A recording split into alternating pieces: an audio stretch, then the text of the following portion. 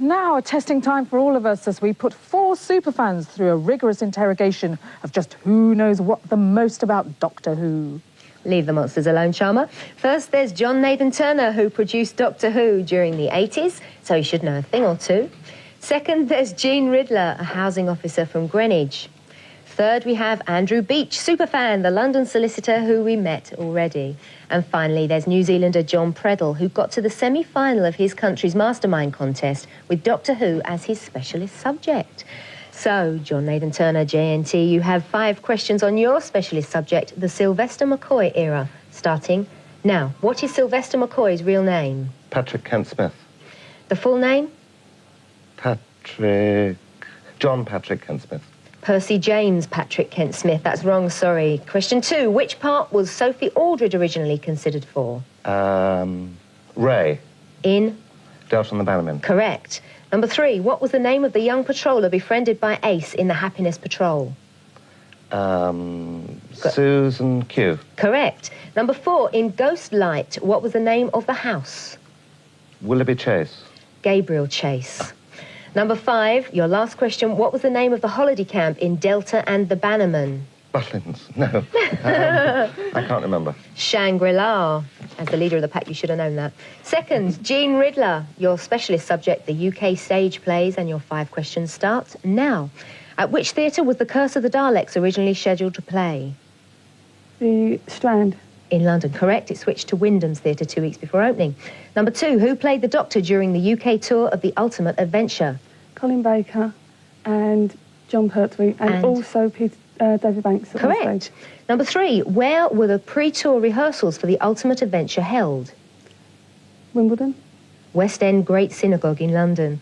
Number 4, who played the 2 companions in The 7 Keys to Doomsday? Wendy Padbury and don't know, pass.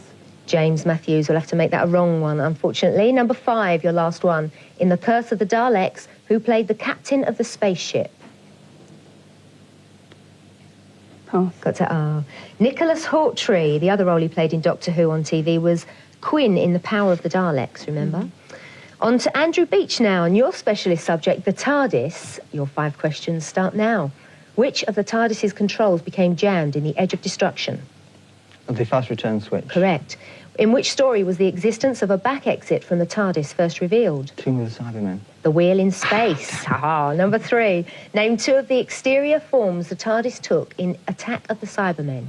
Harpsichord and a strange cabinet thing. Decorated cupboard, I'll give you that. What was the first one? It was a musical instrument, which I thought was a harpsichord. I've got organ. Can I give him that adjudicator? No. Sorry about that. Organ. It should have been an organ. The other ones were police box or a gateway or doorway. Number 4. In which story was the TARDIS painted a different colour? Happiness Patrol. Correct. And last of all, question 5. What was the Master's TARDIS disguised as in Castrovala?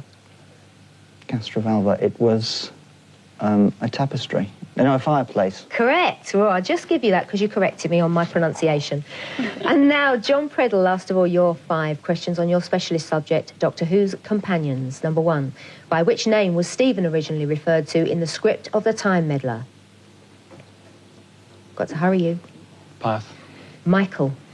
Number 2. Which of the Doctor's companions was with him for the shortest time? Melanie. Katerina. What is William Russell's real name? Russell Enoch. Correct. Number 4, which female companion died before she was born? Vicky. Correct. She was born in 2493 and left the Doctor to stay with Troilus in Troy at the times of Troy, so she must have died then. Number 5, what was Ace's mother's name? Audrey. Audrey, it was Audrey. Well done, everybody. Right, and now we go on to the general quickfire round. Are you all ready with your buzzers? Mm-hmm. This is your chance to take over, losers. Number 1, who directed the first ever story?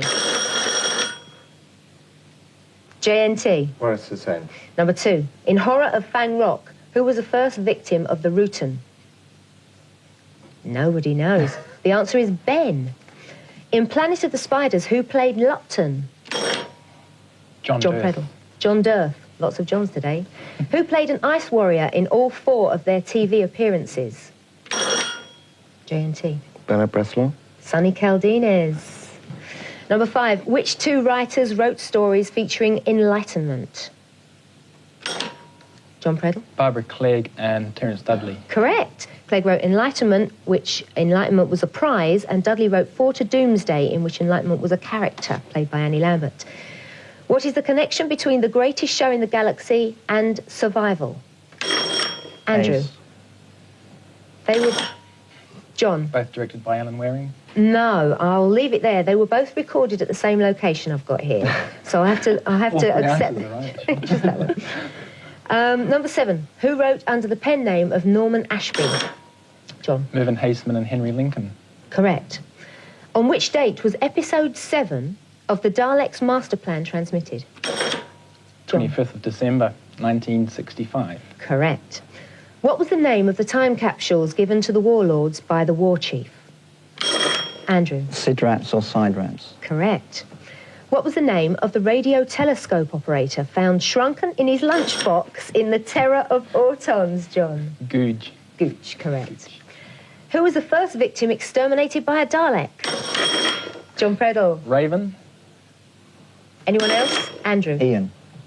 Ian Chesterton. No, Ronson. Genesis of the Genesis Daleks. of the Daleks, Yeah. sorry. Number 12, this is. What was the first line of the song sung by Gwendolyn in Ghostlight? J&T. Let's go down to the zoo. That's the way to the zoo. I'll give you that one, since you haven't got any so far. Number 13. In which 2 years was Mordrin Undead set? John Preddle. 1977 and 1983. Correct. Number 14. Under which guise did Davros operate at Tranquil Repose? Andrew. The Great Healer. Correct. In which village was The Demons filmed? Andrew again. Got to hurry you. Anyone else? Aldburn. John. Aldbourne. Correct, John. John got Aldbourne, that was correct. Number 16. What was the full title of the first Doctor Who novel to be published? John Preddle? Doctor Who in an Exciting Adventure with the Daleks. Snappy title. Yep, you're right. Who presented the 1977 Who's Doctor Who documentary? Andrew. Melvin Bragg. That's right, and we can see that on tomorrow's BSB Doctor Who special. Who was the second editor of Doctor Who magazine? Don't know? Paul Neary. Which presenters of Blue Peter have appeared in Doctor Who? Andrew. Peter Purvis and Sarah Green. And? Anyone else? Janet Ellis. Jean, I'll give you that. Right, I'll give that to you. I was just going to ask the very... Shut up.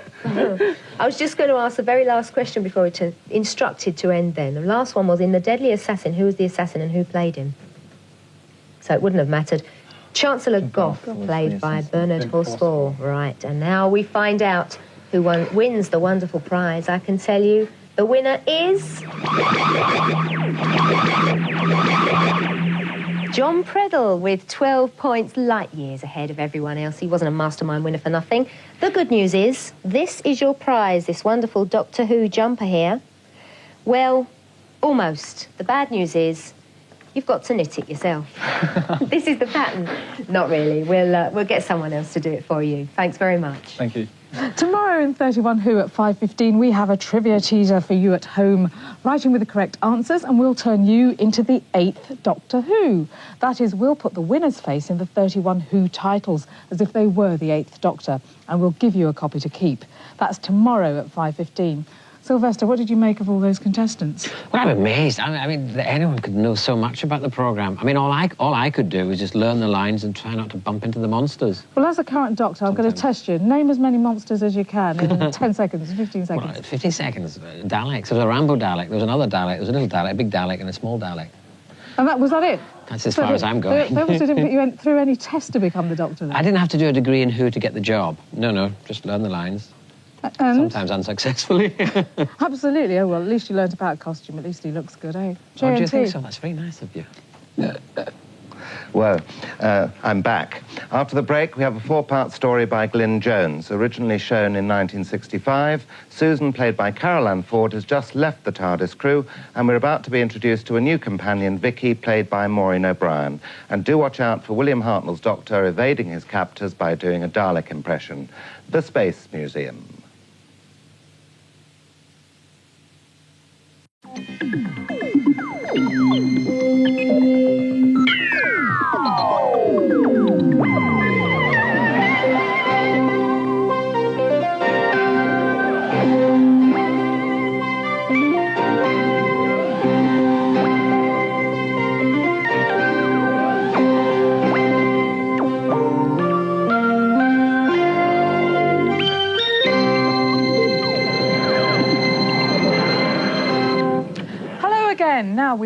inventive the children's programme Blue Peter is, so it's no surprise that one of their best-known presenters was a dab hand with washing up bottles and sticky-back plastic, as he was previously a time traveller in the TARDIS on a real Doctor Who adventure.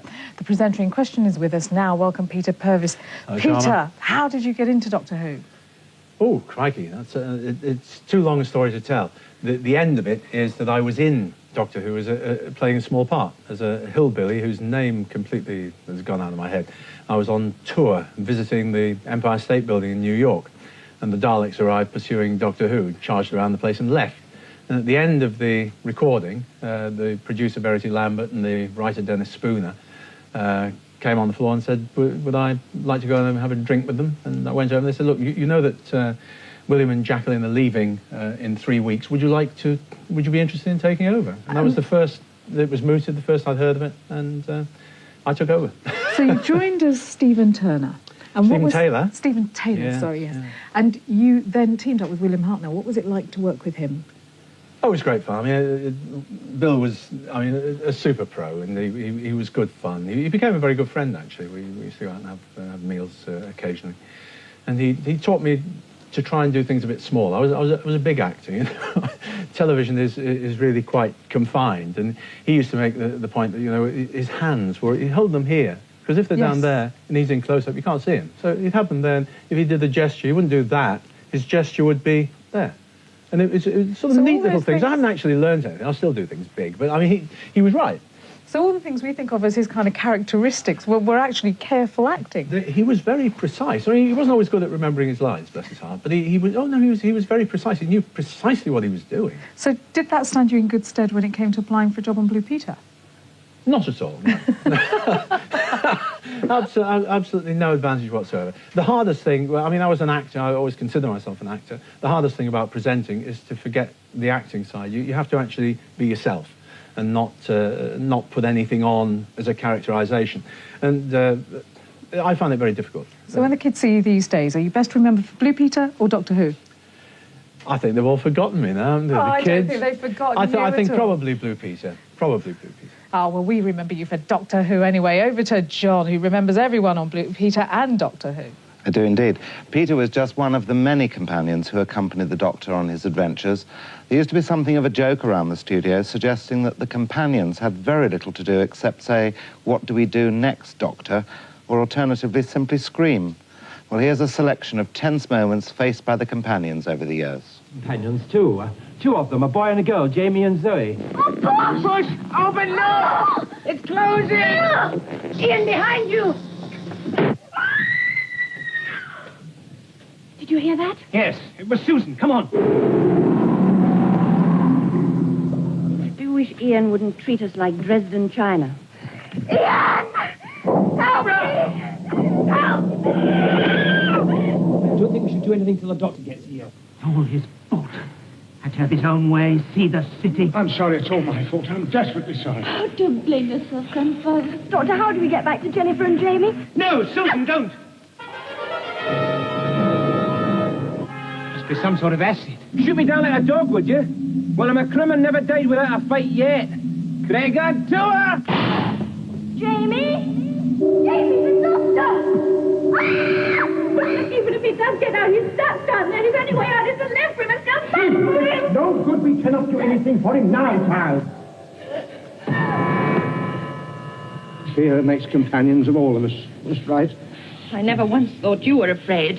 Fear is with all of us and always will be.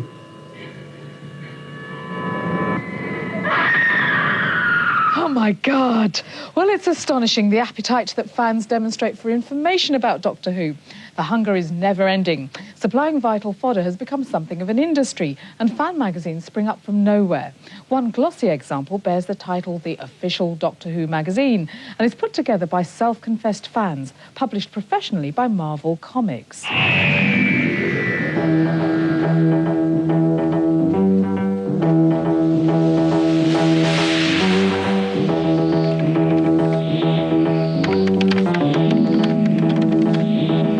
We're a magazine for fans. We have a licence from the BBC to produce a Doctor Who magazine, and everything that we do is done in conjunction with them.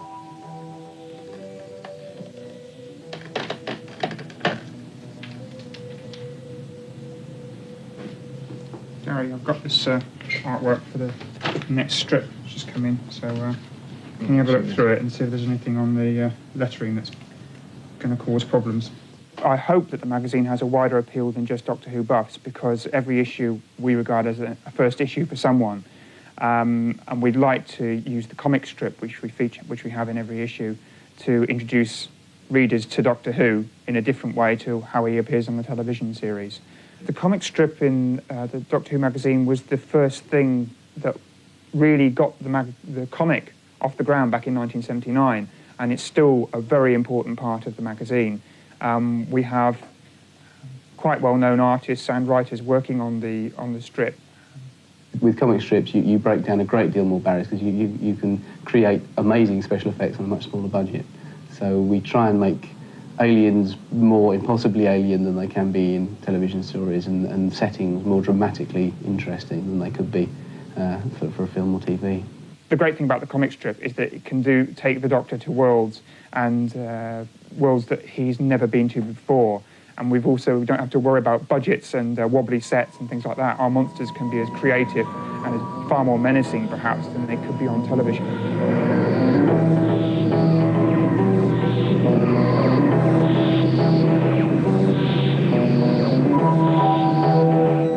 We've covered every single Doctor that has been the Doctor while the magazine's been running.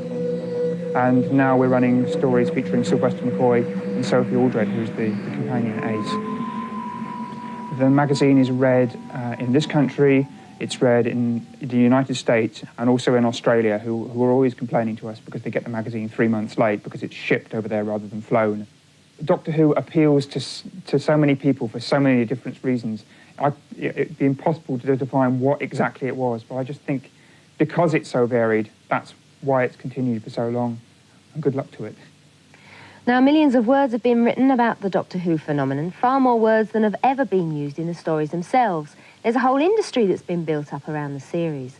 And with me now is John Freeman, who you've just seen, and with him is Terence Dicks, who's responsible, of course, for quite a few books himself, having written more than 50 novelisations of Doctor Who adventures, as well as numerous episodes of The Real Thing and the stage plays, of course. Terence, first of all, what's the most difficult thing about turning TV into a book? I think it's really that you are quite literally on your own, because, you know, television's a collaborative thing, and for the show you see on the screen, you've got lights, acting, costume, direction, music, all kinds of things. A book, it's words on the page and what those words say to the mind of the reader, you know, and my ideal has always been to make the book have the kind of play the show in the, you know, the cinema of the mind in the reader's head. So we could always see you actually writing a book about the missing episodes. Yes, I mean, some of the ones that I came to, you know, where we were kind of backtracking, by the time I came to write the book, there was perhaps only one episode left, and that might be the middle one or something. But you could at least see the actors, get a feel of the sets, get a feel of the performance, you know, so it's kind of like archaeology. If you can get a tiny little fragment of bone, you can do the whole dinosaur. John, this is from the archives from the Doctor Who magazine. What are your favourite pieces here? Well, my favourite pieces here are probably things like The Dalek World, which gave us great things like wonderful strips like this and massive cutaways of Dalek saucers and things like that. How old is that one? That's about 1965-66. And also a lot of the fanzines that we can see here from various other countries like America, and the books, the foreign language books, one of which is Terence Dicks. Doctor Who und das Komplott der Daleks. Yes, written by Terence. I think it's plot plan. Well, it's not Marloplan. I don't know what the original of that was. No, that was the Daleks master plan, I think it was supposed to be. Yeah, that's Komplott. And the massive stuff that fans supply to us for reference, the older versions, we have the Portuguese version, Doctor Who Eos Zabi.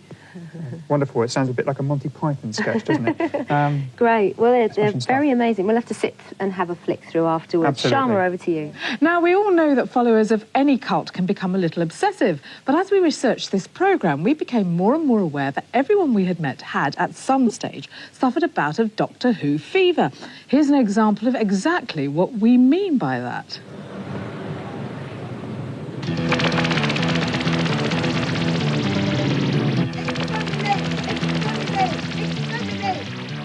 Exterminate! We will exterminate! Exterminate!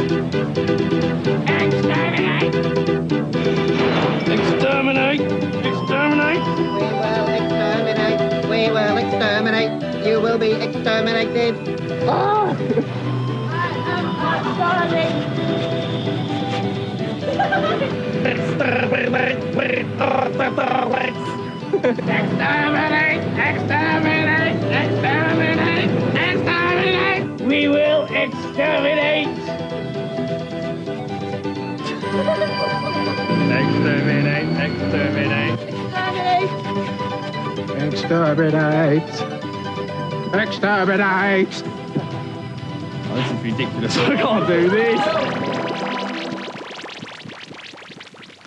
We'll follow that.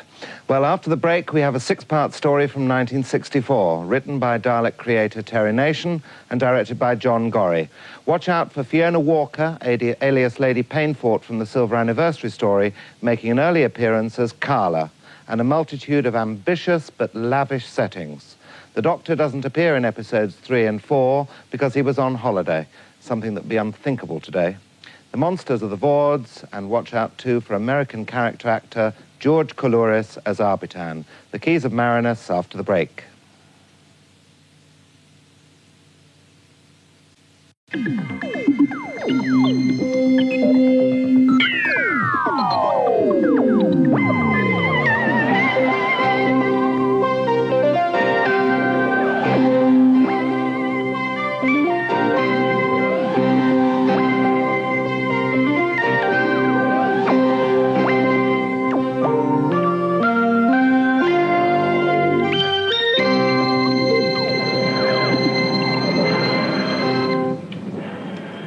Well, I hope you enjoyed those 3 episodes of The Keys of Marinus, and there are, of course, more to come. Now, somebody who even today has a secret wish that he could have directed some of those futuristic Doctor Who stories is Waris Hussein, the very first director of Doctor Who, and he's here with us again. Waris, you, of course, did all the histories, didn't you, the historical ones? Well, they were set in the past. They weren't exactly historical because the very first one was, in fact, set in the Stone Age. So everyone ran around in furs and grunted a lot to each other. And while you were directing all these people grunting, did you ever think the day would come 27 years on when you'd be standing in a studio and doing a Doctor Who special? Absolutely not. I think that when we first started on that show and I got the scripts, my heart sank and I thought, well, we better get on with this. I had to audition a lot of actors. The first thing I had to ask them was, are you hairy? Because we couldn't afford to put makeup hair on them. And, you know, the sooner we got it over, the better it was. But in fact, to be serious for a little while, there was something about it. We knew we had something because we had wonderful Doctor Who in William Hartnell and this other cast, you know, Carol Ann Ford, William Russell and Jackie Hill. And in some ways we knew we had something, but we didn't know where it was going, really. Well, we've got a couple of those people joining us over the weekend, or who have joined us over the weekend, but you have got something very special with you today, which is an original script from the Marco Polo series. Yes. And that's one of the series that got lost over time, isn't it? Yes, I'm here to my disappointment that of all the episodes that have been saved, this is the one that's disappeared. So I just thought people would be interested to know this is a camera script from the original first episode of the 3rd story, which was Marco Polo. Because in those days, you see, we used to take one in the past, one in the present or future, and then back in the past. And it was also meant to educate the viewers, so that the kids watching would suddenly find out who Marco Polo was. So this was a 7-part adventure that took them across the Gobi Desert through all sorts of terrible things like bandits and sandstorms, and all sorts of vicious things happened. But in fact, all in Studio D Lime Grove, which is a very tiny space. I was going to say, in a tiny, tiny space. So you had sort of 4 sets in one small studio. More than 4 sometimes. Very, very ancient equipment, very few facilities, and I think, therefore, even more interesting for the fact that that show carried itself through and right through to now. But the one thing that you always wanted to do was the dialects and the futuristic things. Why? Well, because they became the most famous of them all, and I wasn't a part of it, you see. I mean, you know, it's rather like you sort of start something off and then somebody else gets the credit. But I mean, no, I'm very happy for those people who did create it, especially Ray Cusick, who designed them. But I was kind of envious of the second director who had that privilege. And of all the adventures that you yourself directed, what was your favourite? What, my favourite episode? Or favourite sort of series of characters? Series of characters. Well, in the first lot, of course, you see, we got all these people grunting and groaning and being in furs. They were actually fighting over fire, which actually preceded a movie called Quest for Fire, which I think was not bad for its time. So that was... But my favourite one was a little monkey man. He had a monkey on his back, and he was supposed to be this weird character. The only problem was that the monkey kept going to the lavatory on his clothes. And if you've ever had a monkey go on you, the smell is awful. Oh, charming. Right, well, Maurice, we'll leave you there and back to John. Well, from the first director of Doctor Who to the latest Doctor himself, it's hello again to Sylvester McCoy. Hello. There's something I've always wanted to ask you, and I really, honestly, have never asked you this before. Did you have any second thoughts about taking on the part? Well, yes, I suppose in a way I kind of, as it got more and more kind of tense, who was it going to happen or not, I kept thinking perhaps it'd be rather dangerous as a career move after Who. Mm-hmm. But then I thought about Peter Davidson and I think Colin and also Patrick Troughton, and they've all kind of carried on working, John Pertwee. And I thought, wow, it'd be good fun to do anyway. So that was your only reservation, really, whether it would be a case of typecasting? Yes. What responsibilities does playing this part bring with it? Well, I suppose quite a great responsibility, really, because it becomes very popular to children all over the world, and therefore you have to always keep in mind that whatever actions you do in your own life, really, what you say and do. And also the spin-offs from Doctor Who are vast and immense, as you know, and the Doctor Who fan clubs all over the world, you go and visit and chat to them. It's a way, there's a kind of a political role. I don't mean that in any kind of, parliamentary sense, but you have to kind of behave in a way like a politician. That's very odd. Did playing the part affect your family or your children and your wife? Well, yes and no. I mean, we've fought very hard to try and make sure that it didn't. And my wife kind of keeps out of the limelight, as do my sons most of the time. They don't really want to be involved, and we carry on with a fairly normal life. But there's, little things that, one of their best friends, got some signed autographs from me. It was discovered he was selling them at the school for £1 apiece. So I recommended that he should get a job at BBC Enterprises. Once again, thank you very much indeed. Part of the appeal of Doctor Who is the number of monsters encountered by the good Doctor and his companions on their adventures. Now, we're all familiar with the Daleks, but just how keen are you on the others? In a recent poll of Doctor Who fans, these are the ones that came out top in a monster top 10.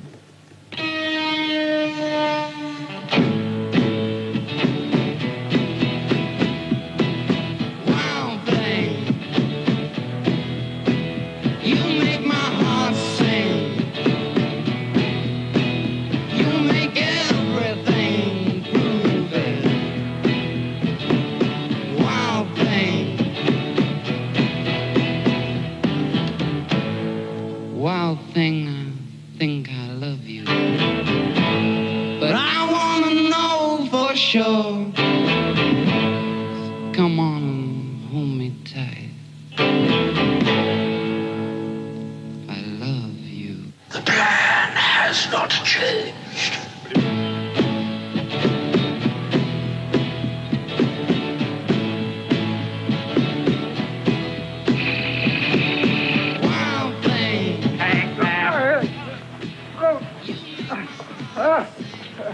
We are the masters of Earth. We are the masters of Earth. We are the masters of Earth. People of Earth, it is useless to resist. Hang on, stand there. You've got to behave yourself for a minute. If you stop being so cross for a moment, we'd like to find out a bit more about you. Very well. Right, keep your distance. First of all, why were you so frightening to all the children of Earth? I think it was probably because we wished to completely cybernetize the entire human race. Make us all into Cybermen. That is correct. Oh, it's all coming back to me now. What sort of things did you do? We would hide in the sewers. We would attack people and throw them through walls. Things like that. How were you vulnerable, though? Unfortunately, we are vulnerable to gold. Gold introduced to the chest unit will impair our breathing, and so we will suffocate. Ah, so that anyone got any gold? Stay there a minute. Now, I know Mary Whitehouse complained about all the violence on kids' TV because of the Cybermen. Questions were raised in Parliament and things like that, but the Doctor Who audience is shot up, so you did your job. Sharma, over to you. Yeah, just what we need. Now, after the Daleks, the popularity of Doctor Who waned rather dramatically. As the audience dropped, Jerry Davis, the new script editor, set about devising a new foe to challenge Doctor Who. They decided the new monsters needed a new realism to be more plausible in a scientific sense, so they called in a consultant scientist, and that was how they came up with the Cybermen. The biggest challenge was coming in after it had been running for 3 years, with an enormous number of stories that had gone out, and not going back over ground that had already been covered. It was a big challenge. And the viewing figures were down to 3 million, which is an all-time low. There was talks of taking the programme off. So we discussed it and decided that what we really wanted was another monster. And by that time, we recruited a very clever man called Kit Pedler, Dr. Kit Pedler. And I brought him in as somebody who was versed in most aspects of science to really give a little more reality than we've been getting. It was very useful having him around, and we became friends, and we found we could work together. And the first fruit of it was, in fact, the Cybermen.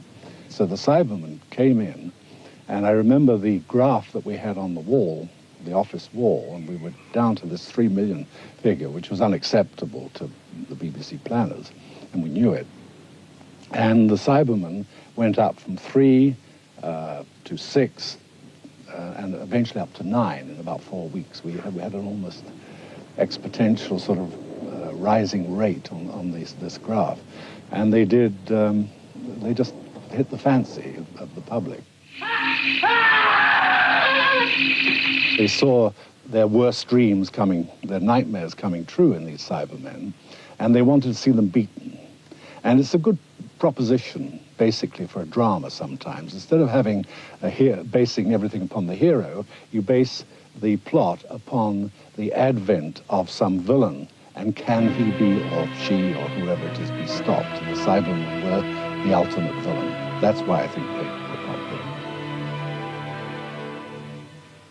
Vintage stuff. Stay tuned for the remaining 3 episodes of The Keys of Marinus. Now, Ian and Barbara have found the micro-key and have escaped from the perils of the screaming jungle. But now cold, frost and snow have trapped them, and they seem doomed. Join us after the break for the Snows of Terror.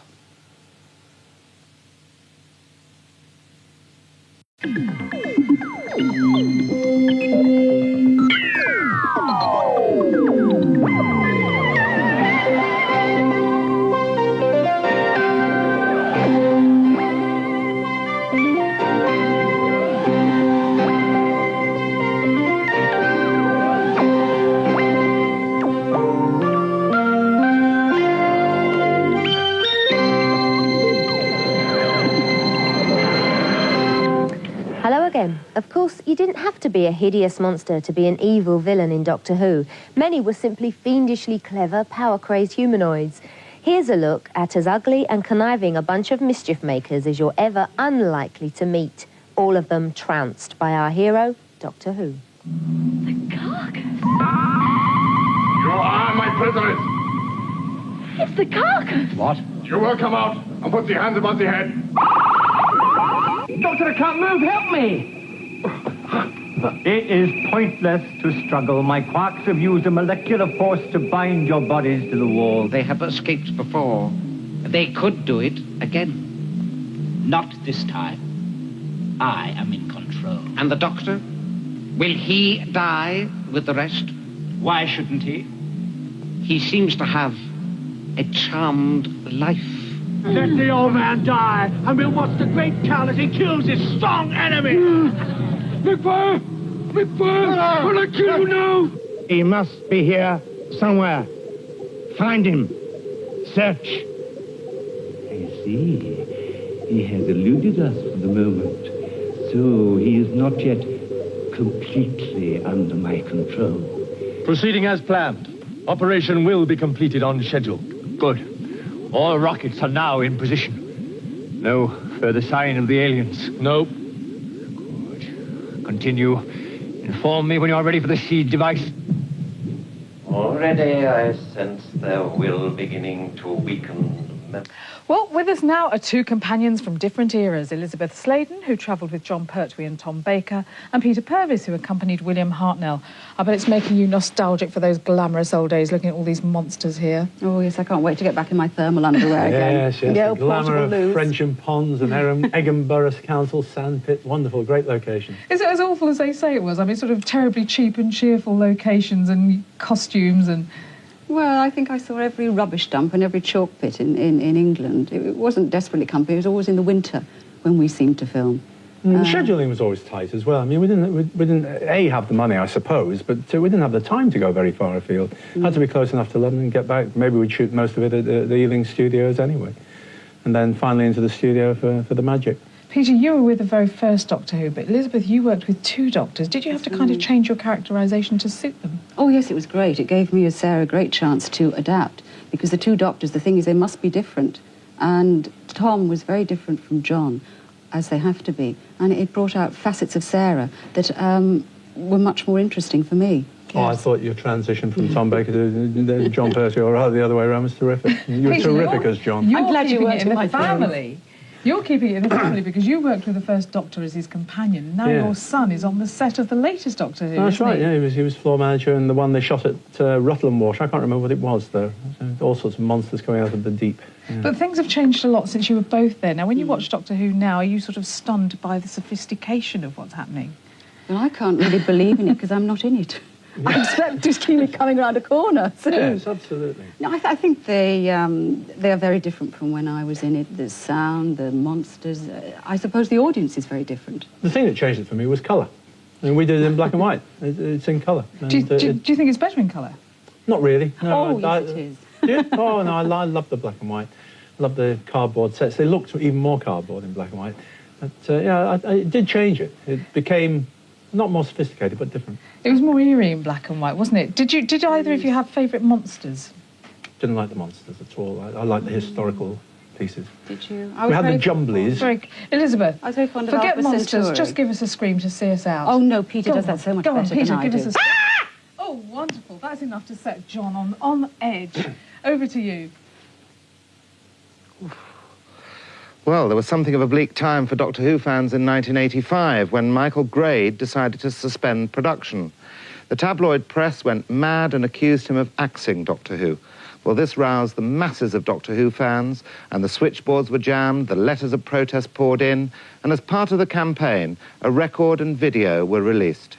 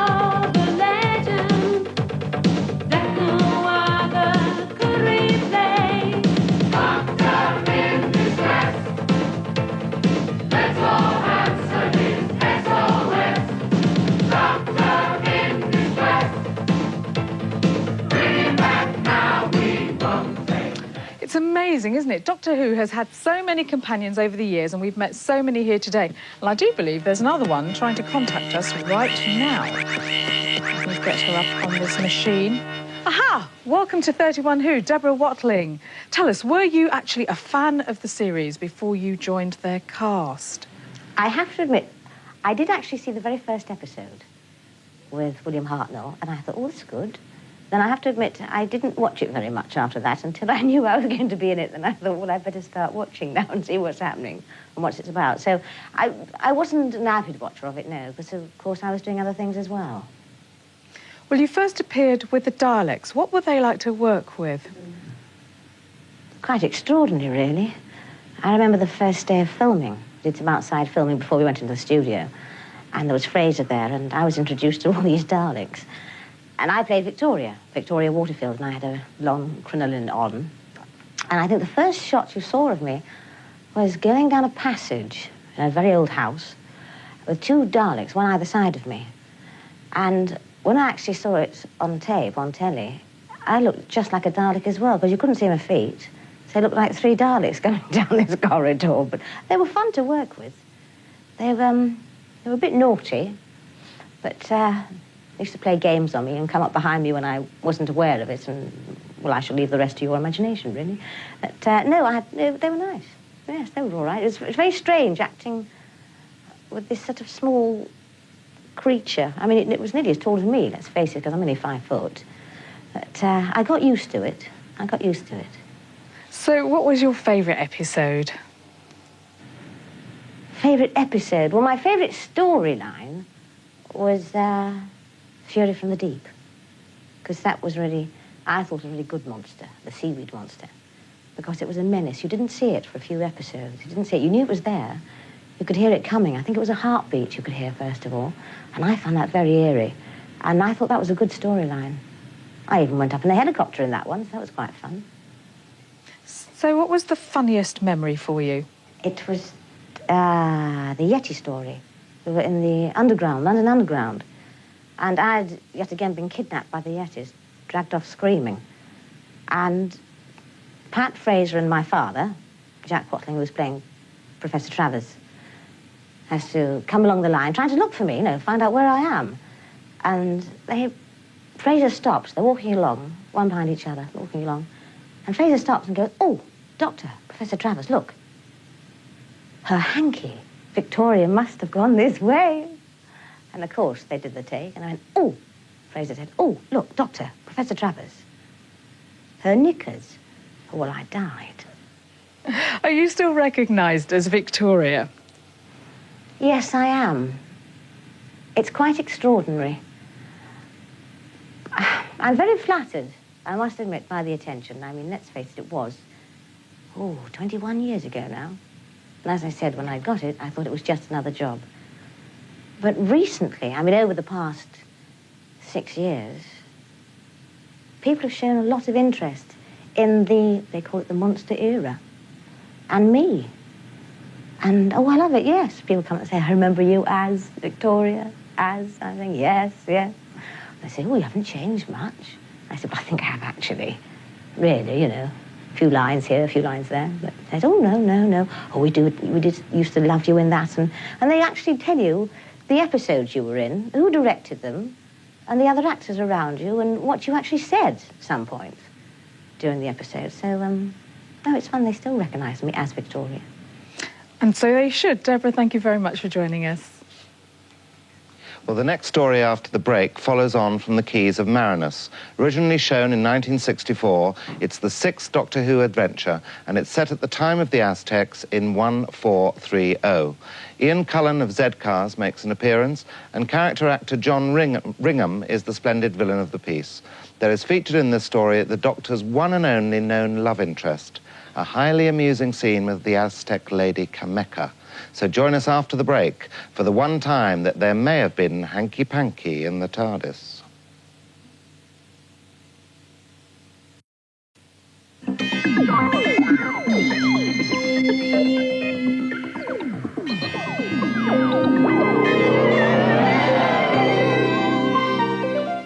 Well, in a few minutes, we're about to show our first feature film of the weekend, Doctor Who and the Daleks.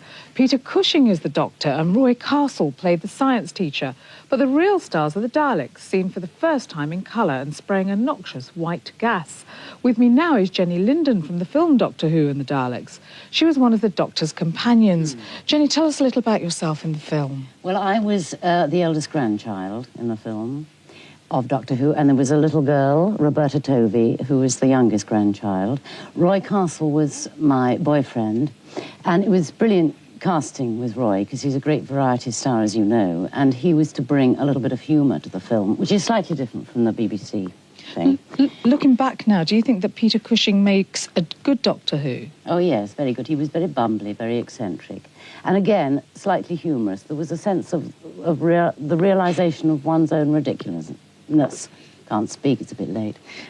In that film. And it was the first time that the Daleks were on the big screen, and they were in colour. So it really was rather newsy when it was made. Did you find it frightening to work with the Daleks, having seen them on the TV series? Well, they were meant to have flames coming out of them, and they didn't. They had foam, because it was a film that was eager to get a U certificate. It's going to be shown to children, and so everything in it was non-violent, really. It was all.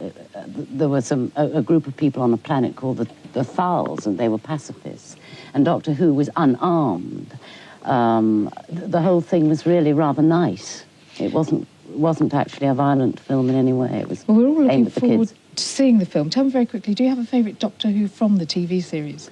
Oh, no, they're all different. They're all marvellous. Yeah, that's what we think too. That's why we spend the whole weekend featuring them. Thanks very much for joining us, Jenny. Okay, thank you. Well, I'm pleased to have with us now one of the key writers in the Doctor Who series, Mervyn Haseman, who wrote many episodes of Doctor Who in the early days, including the ones that introduced those favourite monsters, the Yetis. Now, it's a pity there wasn't a Yeti film, Mervyn, isn't it? Yes, indeed, very much so. Tell me about your two stories about the Yeti in the 60s. Well, I wrote them with Henry Lincoln, and we happened to know that Pat Troughton was very anxious to get back to Mother Earth. And so we came up with the idea of a monster that people knew about, a creature that people knew about, but had never actually seen. And first of all, we thought about the Loch Ness Monster, and then all threw that out almost immediately. Then we came up with the idea of the Yeti, and we worked on that. And is the fact that the second story, The Web of Fear, came so quickly after the first because of their sheer popularity? Yes, yes. I think we started writing The Web of Fear before the Abominable Snowmen actually went out. I see you've got a marvellous print there. Yes, a lovely print. I took that on location in North Wales with a little box brownie at the time. Excellent. Now, when you wrote The Dominators, it was under another name, wasn't it? Yes, it was. Why was that? Well, we weren't too happy. There was a change in script editors, and things were done to it that we didn't approve of. And so we had to come up with a pseudonym. So we thought, what apt pseudonym can we use? So Henry and I took the names of both our father-in-laws and came up with Norman Ashby. Marvellous. Intriguing. Well, after the break, the first Doctor Who film from the 1960s, made by Amicus Films. This remake for the big screen of the TV story The Daleks stars Peter Cushing as the Doctor, with Roy Castle and our guests Jenny Linden and Roberta Tovey. It was the first time in any medium that Doctor Who was seen in colour. So stay tuned for the movie Doctor Who and the Daleks.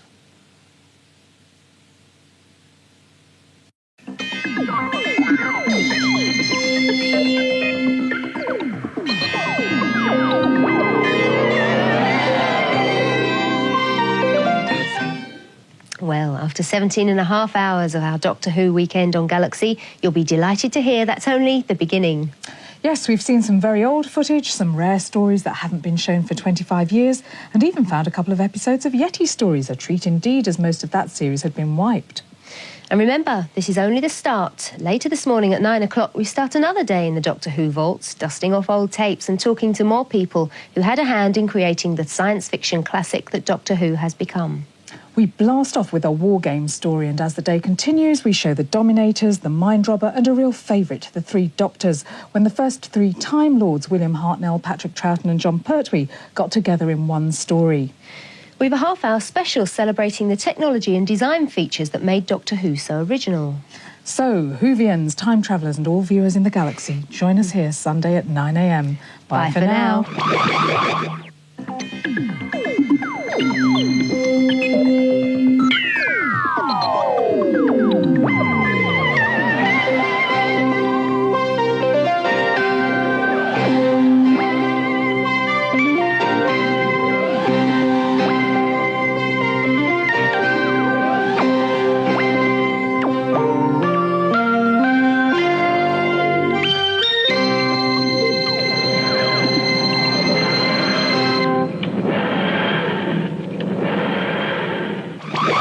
Ready for Sunday yet? No, well, never mind. We are. Get some sleep and we'll see you in about 6 hours' time. Bye.